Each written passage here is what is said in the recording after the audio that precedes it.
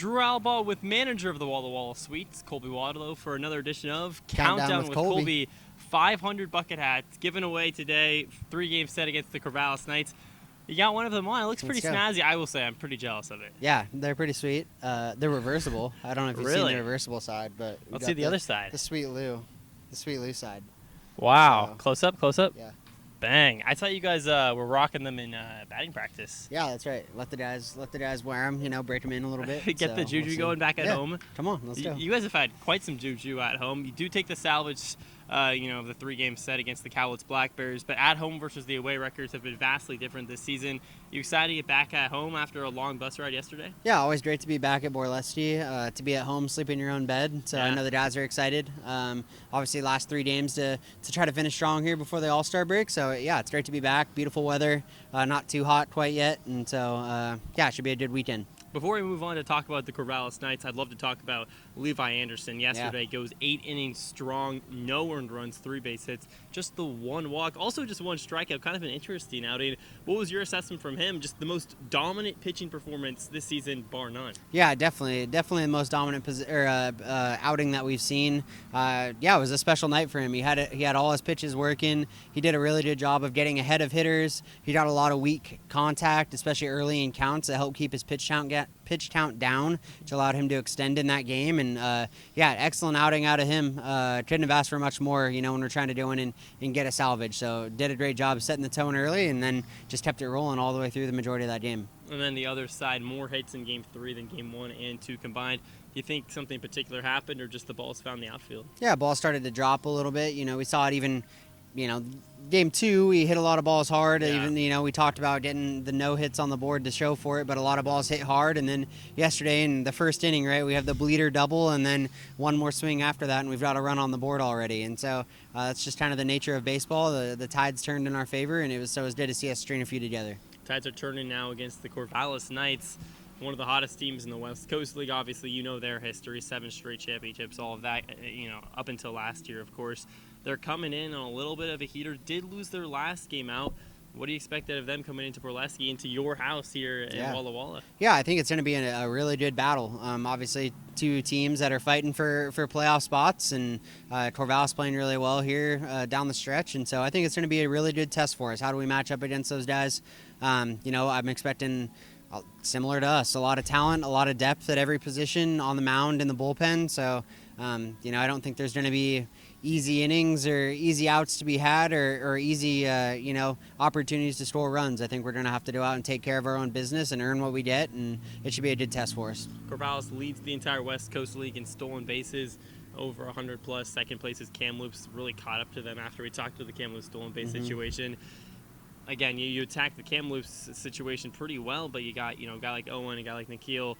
Zane Bidwell is now gone. How do you look at not letting them run all over you here in the 3-game set? Yeah, I think it starts with our pitching staff and doing what they need to do to mix looks, to change their timing, to make it uncomfortable for runners at first base and second base to try to get jumps on them. Quick to the plate, get the ball to the target in a timely fashion, and then let the guys. We have great catch and throw guys behind the plate, and so it's more just, do we give them a chance to throw guys out when they do run? So I think it kind of comes down to our pitching staff and how well do we take care of our business, not just throwing strikes, but holding runners as well. Trey Moore's back out on the hill, trying to get the Sweets off to a strong start. Morse looked really good his last time out.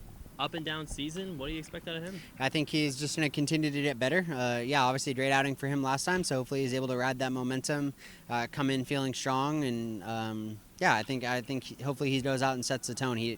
Great outing last time out, and so there's been a little bit of up and down. You get that when you've got a young guy like Trey on the mound, and that's expected. And so now I think does he continue to make progress? Does he continue to get better as the summer goes on? And I think this is going to be an awesome test to see where he's at. In general, once we start talking about the starting pitching a week or so ago, it's gotten significantly better. Do you think guys are maybe starting to find that groove a little bit? Yeah, I think finding our groove. I think Bend was a bit of an anomaly as a group, and so since that, being able to settle back in, kind of get us off to some good starts on the mound. I think it's great to see. We knew that we had that kind of talent all the way through the starting rotation, through our bullpen, and so it's good to see the guys stepping up, doing what we know they're capable of, and yeah, I think it was just trying to getting back to the basics, not trying to press, not trying to do too much when they had the ball in their hands. It's just, hey, go out and compete, do what's brought you success up to this point, and good things tend to happen. I'd love to talk about a couple of specific guys on the team.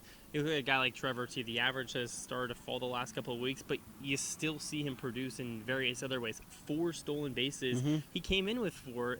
Coming into Cal, leaves with 8. How big has he been defensively? Can play the outfield, can play infield, even when maybe the hits aren't falling. Yeah, he's doing everything that we could need him to do and more. He's stepping into positions that we need him to play. He's coming through in finding ways to create runs. He's finding ways to produce runs when we need it. And so it's great to have guys like that you can count on. Hey, maybe the average isn't as where we thought it would be when he started out as hot as he did. And I think there's still plenty of season for him to kind of get that going as well. But I think that's what it comes down to is, hey, are you finding a way to help us win baseball games, even if you're not clicking at, your top gear? I think he's doing a great job of that. Billy Scaldafair yesterday, a few big base hits, one out to the wall to score one of the Sweets' first runs. Hitless up until that point in the series, double play ground out in the 9th inning, game number 1. How big is it to kind of flush that? You get the off day and then come out and do what he did yesterday. Yeah, that was awesome to see. I think Billy needed that one. We were all excited for him to have a multi-hit game like that. He did an excellent job. He's another guy who's been hitting the ball hard. The results haven't been what he's wanted them to be. They haven't shown and been indicative of the progress and the process that he has been invested in to continue to get better. And so we saw that a little bit yesterday, which was awesome. And so hopefully he can keep that going into this weekend. Dom Cadiz, right field yesterday. Yeah. Kind of, not out of nowhere necessarily, but the first time we've seen that this season. Do you maybe continuously want to see that throughout the season with the outfield depth not being super strong here for the Sweets? Yeah, I think it's trying to teach versatility, trying to give guys opportunity to expand their skill set. And so for Dom, that was a spot good, that, yeah, it's a spot that he's played before in the outfield. And so it's been a few years since he's played regularly there. And so just get him an opportunity to get his feet wet, try to add that to under his tool belt. And yeah, he's done a great job when we've asked him to go out there, and don't be surprised if you see it again. There you go. How big of it to the psyche of a team when you're playing a really good squad like Corvallis is game number 1, is the opening game to start out on the right foot, even if you don't win, to make it competitive, to say, look guys, we're right there with them? Yeah, I think it's really important. Obviously, you want to get off to a strong start in every series, especially when you're playing at home. But there is an aspect of, hey, let's make sure, these guys, hey, let's show them what we're capable of. Let's show them that we belong in that same conversation as them, as within the league. And yeah, I think our guys are embracing that. Our guys are excited for the challenge. I think our guys, we talk a lot about, hey, show up to the ballpark. Doesn't matter who's in the other dugout. You show up with the expectation that you're going to win and that you're more than capable of beating them, if we take care of our own business. And so just because it says Corvallis Knights across their chest, that doesn't change. So coming up to over halfway point in the season, coming up to the All-Star break, last 3-game set with Corvallis before the break, leads us to our question of the day with manager of the Walla Walla Sweets, Colby Watilo. Colby, what's your favorite moment from the season so far? Ooh, favorite moment of the season. Gosh, there's been a lot of really good ones. moments. Maybe one off, one on the field. I think on the field, it was a pretty cool moment handing Portland their first loss, out on the road at Portland. That's one that sticks out, especially with that fly ball to left. Yeah, right. Yeah. That's one that stands out. Obviously, what we've done here at home has been pretty cool. I mean, four walk-off wins as well at home, 3 or 4 walk-off wins, and so those are always fun. Yeah.